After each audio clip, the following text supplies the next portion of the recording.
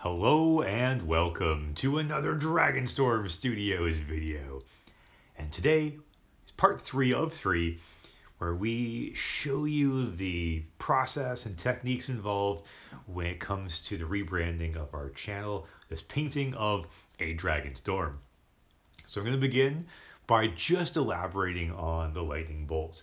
I found that it was a little too, I don't want to say boring because I can't imagine a lightning bolt being boring, but I don't think there's enough to really show that it was a lightning bolt with the dragon in front of it. It looked a little bit lacking. I can see people would be confused by the fact that there was this light shaft thing behind the dragon.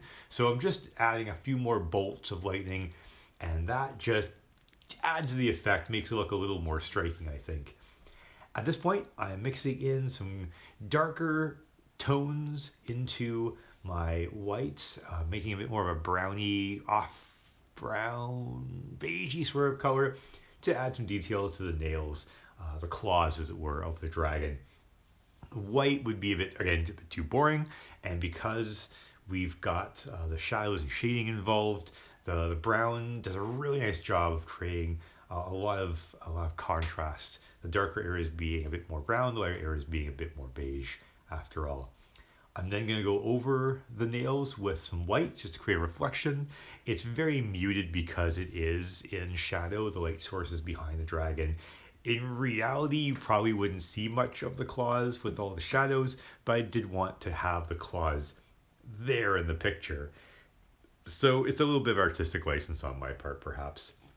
Now, when it comes to the scales themselves, I realized I had gone very dark with the skin tone of the dragon, and as a result, the scales have to be very dark. So although it's not black, it's black with a bit of blue added to it. I don't like using just black in my picture. It ends up being a bit too flat, I find. So if I add a little bit of color to it, it just makes it a bit more subtle, and it looks a bit more rounded, more natural that way. So I'm adding in those scale effects. I'm only really doing it on the left-hand side of features like the arms and shoulder and body, because where the light is a bit more apparent. I'm not bothering trying to put scales in where the shadows are darkest, and that way it's a little less work because it is a very tedious process. Now, where the lightning is striking, I am going to have a little bit of a reflection on the scales themselves.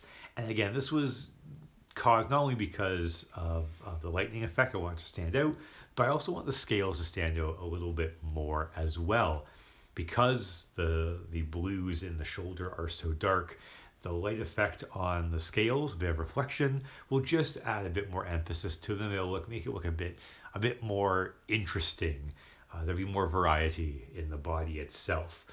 You've got that variety in the fin and the wings and the face. You didn't have it on the body so much. So I'm just making sure that I've got some blue, which is wet paint, on the canvas.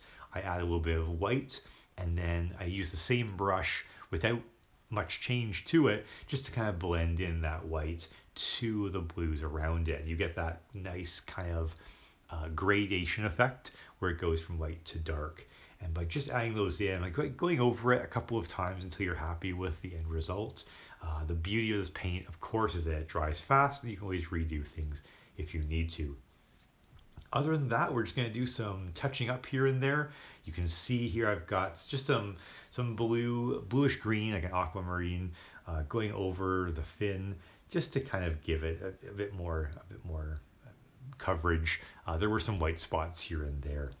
But that's pretty much the painting. I hope you enjoyed that video. I hope maybe it's inspired you to paint your own dragon or anything really when it comes to the painting. It can be tedious, but it can also be very rewarding. Thank you so much for watching. Have yourselves a fantastic day, and we'll see you next time.